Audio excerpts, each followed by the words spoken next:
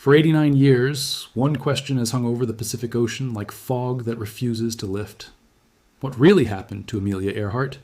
Where did the most famous pilot on Earth go on that clear July morning in 1937 when she climbed into the sky and simply stopped existing? Governments spent fortunes searching for her. Ships combed thousands of square miles of open water. New theories piled on top of old ones until the truth felt permanently out of reach. And right now, for the first time in decades, a team of researchers is closing in on a single object sitting in a lagoon on a remote Pacific island. An object that satellites have photographed again and again since 2015. An object that might finally end this mystery once and for all. In just a few months, a ship is going to sail out to that lagoon, lower equipment into the water, and try to find out once and for all if it's really her. To understand why one strange shape in a satellite photo has scientists this excited, you have to go back. Back before the satellites, back before the sonar, back to a woman who wasn't supposed to matter this much, and a plane that was never supposed to disappear. Her name was Amelia Mary Earhart, and by the summer of 1937, she was one of the most recognizable women on the entire planet. Not a movie star, not royalty, a pilot. She grew up in Kansas, a restless kid who kept a scrapbook of women doing things women weren't supposed to do back then. Engineers, film directors, lawyers. She saw her first airplane at a state fair as a child and admitted later that it did nothing for her at all. It looked like a rusty pile of wire and cloth that might fall apart at any second. But a few years after that, at an air show in California, a pilot dove low over the crowd, close enough that she felt the wind of it rush past her face, and while everyone else scattered and ducked, she stood completely still. She said afterward that she felt like that little plane had said something to her as it swept by. Within a year, she'd scraped together enough money for flying lessons, cutting her hair short in stages so her family wouldn't notice all at once that she had become one of those women. She wasn't the most naturally gifted pilot in the sky at first. She was determined, careful and fearless, in a way that unsettled even experienced flyers around her. In 1928, she became the first woman to cross the Atlantic in an airplane, though that time she rode along as a passenger, which embarrassed her deeply. She called herself nothing more than a sack of potatoes on that flight, and promised she'd do it the right way eventually. 4 years later, she did exactly that, flying solo across the Atlantic through ice, a leaking fuel line, and a cracked exhaust pipe that spat flame into the darkness right next to her cockpit. She landed in a farmer's field in Northern Ireland, and when a startled farmhand asked if she'd flown far, she simply said, "From America." The world lost its mind over her after that. She had dinner with presidents. She launched her own line of practical women's clothing. She wrote books, gave lectures, and used every bit of her fame to insist that women could do anything men could do, often better. But there was still one record left unclaimed by anyone, man or woman, flying around the entire globe at its widest point, following close to the equator, roughly 29,000 miles of ocean, jungle, and desert. Other pilots had circled the world before her, but always along shorter northern routes. Nobody had ever done it the long way, the hard way, around the widest belly of the earth. Earhart was 39 years old, and she told a friend she felt like she had just about one more big flight left in her. This would be it, her grand finale. She said that after this one, she planned to finally settle down. Her aircraft was a Lockheed Electra 10E, a sleek twin-engine plane made of polished aluminum that she affectionately called her flying laboratory. It was fast, modern, and loaded with the best navigation instruments money could buy in 1937. Beside her sat a navigator named Fred Noonan, a former sea captain and one of the finest celestial navigators alive, a man who could find a tiny speck of an island in an endless wilderness of ocean using nothing but a sextant, a watch, and the stars above him. Together, the two of them represented the very peak of what human beings could do in the air at that time, which is exactly what makes what happened next so hard to accept, even today. Their first attempt, heading west out of California in March of that year, ended badly almost immediately. During takeoff in Hawaii, something went wrong. A blown tire, or maybe a small mistake in the controls, accounts differ, and the Electra spun out across the runway in a shower of sparks, tearing off part of its landing gear. The plane had to be shipped all the way back to California for repairs. When they tried again a couple of months later, they reversed the whole route, flying east this time, chasing the sun around the world. Miami, then down across the Caribbean, over the shoulder of South America, across the vast emptiness of the South Atlantic to Africa, through the jungles of Central Africa, the deserts and heat of Arabia and India, then on through Southeast Asia. By late June, they'd reached a town called Lae in New Guinea, and they had already accomplished something extraordinary. 22,000 miles were behind them. Only about 7,000 remained, and almost all of it was open Pacific water, but the hardest leg of the whole journey was still ahead of them. From Lae, they had to reach a place called Howland Island, a flat sliver of coral and sand barely a mile and a half long and half a mile wide. sitting completely alone in an ocean so enormous that finding it was like trying to spot a single grain of rice dropped somewhere on a football field. In the dark, after 18 hours without sleep. To help guide them in, the United States government stationed a Coast Guard ship, the Itasca, right off the island, pumping black smoke into the sky and broadcasting radio signals so Earhart could try to home in on the sound. On the morning of July the 2nd, 1937, the Electra lifted off the muddy airstrip at Leh, heavy with fuel, and turned out over the water toward the rising sun. For hours, everything appeared to be going fine. Then radio messages from Earhart started reaching the Itasca, and something in them felt wrong. She could hear pieces of the ship's transmissions coming through, but the crew on board couldn't seem to make solid contact back with her. Her voice grew tighter with every call. She reported cloudy weather closing in. She reported that she believed she must be near the island, but simply couldn't see it. And then, at 8:43 that morning, came the transmission that would haunt the rest of the century. A strong, clear, urgent voice cutting through the static of the radio room, saying she was running on a line, north and south, that she was flying that line now, and that she would repeat the message. Then nothing. The most famous pilot in the world, her expert navigator, and their gleaming silver plane vanished into a clear tropical sky without a trace. Aboard the Itasca, the radio operators leaned in over their headsets, sweat running down their foreheads in the stuffy little radio room, waiting for her voice to come back. It never did. They kept calling into their microphones again and again, spelling out her call sign, begging for any kind of response, a dash, a whistle, a single tone they could try to track. The ocean gave them nothing but silence. Outside, black smoke kept rolling off the ship's funnel into a sky that had gone from friendly to threatening in the space of a single hour. Somewhere out there, they knew, the Electra was either still flying or already down, and with every minute that passed, the tiny amount of fuel standing between Amelia Earhart and the sea kept shrinking away. The search that followed became the largest and most expensive search in American history up to that point. The Navy and Coast Guard threw everything they had at that empty stretch of Pacific. A battleship, an aircraft carrier with dozens of planes aboard, cruisers, minesweepers, and the exhausted little Itasca crisscrossing back and forth until her crew could barely stand. For more than 2 weeks, hundreds of men scanned 250,000 square miles of open water, chasing every glint of light, every rumor of wreckage, every drifting shape that might have been a wing or a life raft. They found nothing that could be confirmed. No oil slick, no floating luggage, no scrap of aluminum, no bodies. The ocean simply closed back over the whole event as if it had never happened at all. On July 19th, 17 days after that last radio transmission, the official search was finally called off. Amelia Earhart and Fred Noonan were declared lost at sea. But a mystery this size doesn't die the moment the ships go home. It's really only just beginning. And almost immediately, the theories started, because people simply cannot stand leaving a blank space where an answer is supposed to be. The simplest explanation, and for a long time the official one, was also the bleakest. That the Electra ran out of fuel somewhere near Howland, that Earhart brought it down onto open water in a controlled landing, and that the plane sank within minutes, carrying both of them down to an ocean floor more than 3 miles below the surface. This is usually called the crash and sink theory, and to this day, it's still the position most mainstream historians lean toward. It's an unglamorous answer. There's no wreckage to point to, no grave to visit, and because it's so unsatisfying, the world has spent the decades since trying to replace it with something more concrete. The alternative theories that filled that gap range from genuinely plausible to fairly wild. The most persistent one holds that Earhart never actually crashed near Howland at all. Instead, unable to spot that tiny island through the glare and clouds, she turned and followed her navigation line south until she reached another speck of land, an uninhabited coral atoll then called Gardner Island, now known as Nikumaroro. According to this theory, she managed to land the Electra on the flat coral reef exposed there at low tide, and she and Noonan survived for a while afterward as castaways. Over the decades, expeditions to that lonely island have brought back some genuinely intriguing fragments.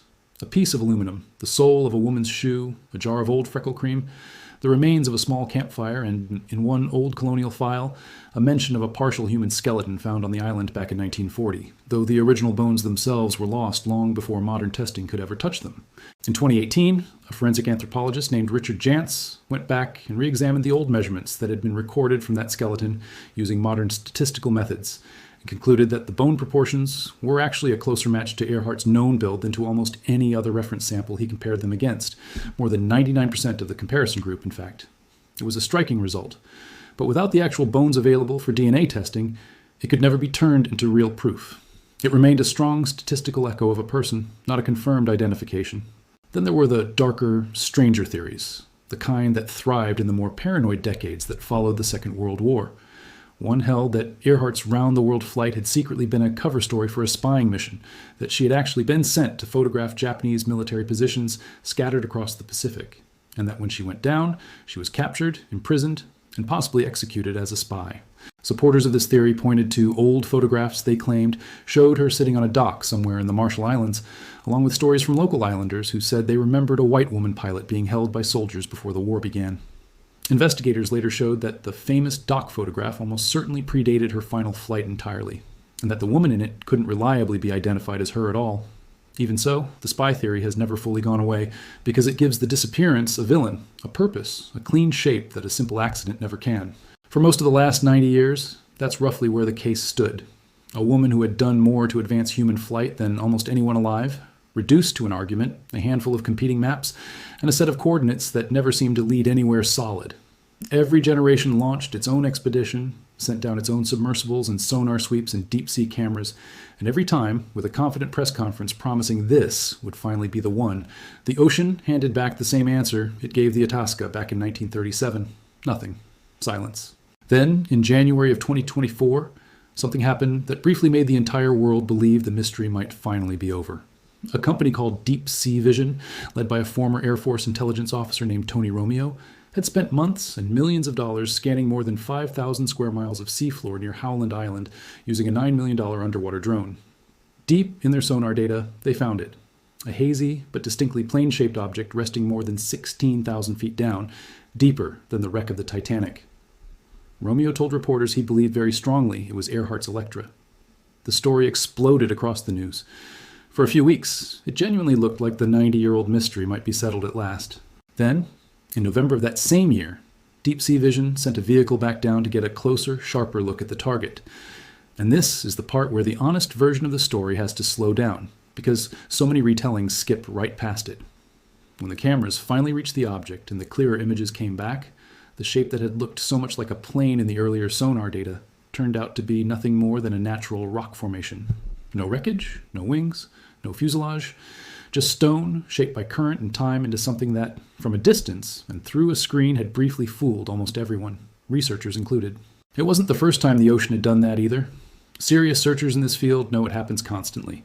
The seafloor is full of ridges and boulders that can mimic the shape of a broken aircraft in low-resolution sonar, and more than one expedition over the decades has chased a promising anomaly all the way down only to find geology instead of history waiting at the bottom. So where does that leave things right now? Actually, closer to an answer than the case has been in a very long time, just not in the way that Deep Sea Vision's discovery once suggested. The most promising lead today isn't near Howland Island at all. It's back on Nikumaroro, the same island tied to the castaway theory for decades. And it centers on something researchers have named the Taraia Object. Satellites first photographed something unusual sitting in a lagoon on that island back in 2015, not long after a cyclone had swept through the area and shifted the sediment on the lagoon floor.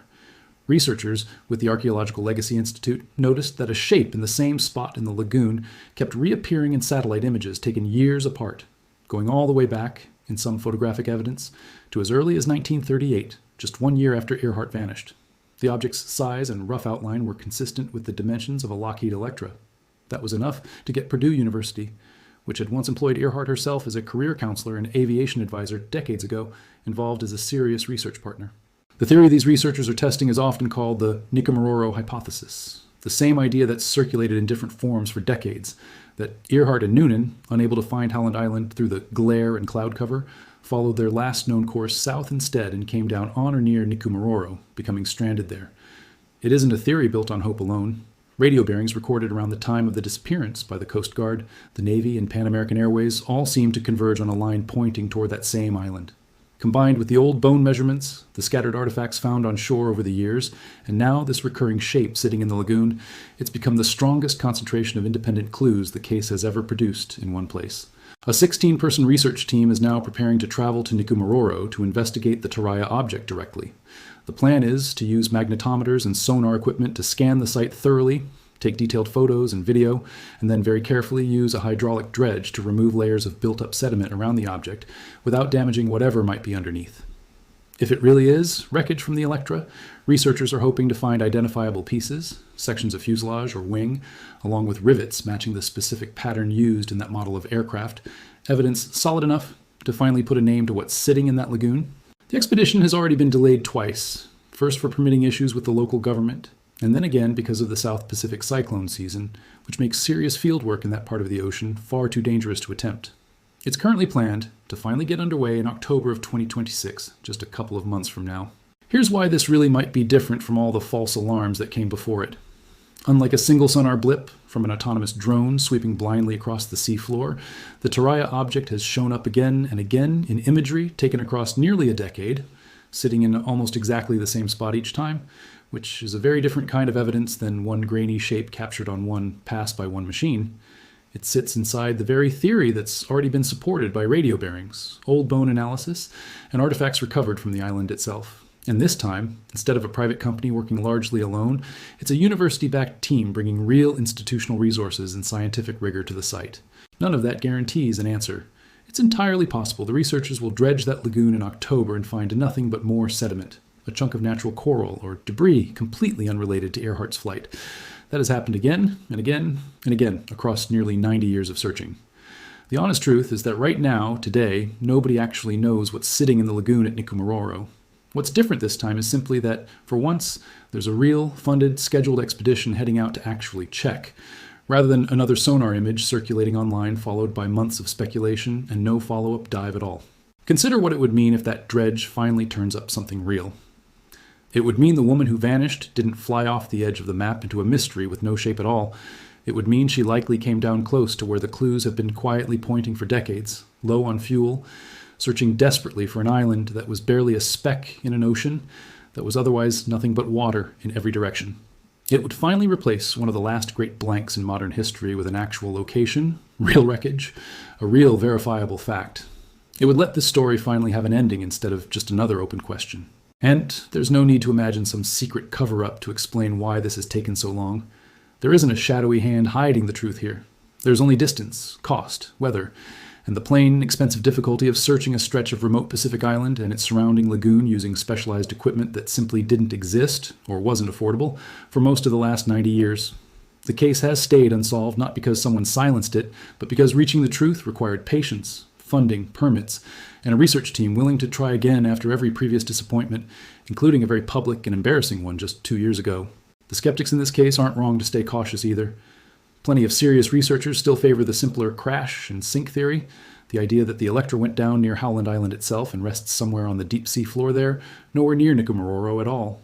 They point out that the Taraia Object's exact size and shape are still only estimated from satellite imagery, not confirmed measurements, and that the ocean and its islands have fooled hopeful searchers with false leads more times than anyone can count.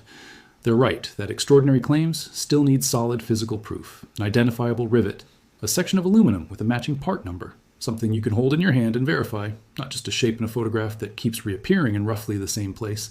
Until that dredge actually goes into the water this October, and researchers get real eyes on whatever's buried in that lagoon, the honest word for what we have right now isn't found. It's promising. It's the strongest lead this case has had in years, but it's still, technically, unconfirmed. So here's where things actually stand today. A team is getting ready to travel to a remote island in the Pacific in just a couple of months, aiming a hydraulic dredge at a spot in a lagoon that has shown the same strange shape in satellite photos for nearly a decade, hoping to finally answer a question that has haunted aviation history since 1937. Maybe they'll pull up nothing but sediment and disappointment, the way so many expeditions before them have. Or maybe, for the first time in almost 90 years, someone is finally going to look Amelia Earhart's disappearance directly in the eye and get a real answer. So here's the question I want to leave you with, because your answer matters as much as anyone's. If that dredge goes down this October, and it really does turn out to be her plane, resting in that lagoon after all these decades, do you think the wreckage should be raised, studied, and put on display so the world can finally see it? Or do you think some resting places, once actually found, should simply be marked, honored, and then left exactly where they were discovered? Tell me what you think in the comments. And if you want to be here the moment that expedition sends back its first real results, subscribe, because this story isn't finished yet. It's just, for the first time in a very long time, genuinely close to an answer.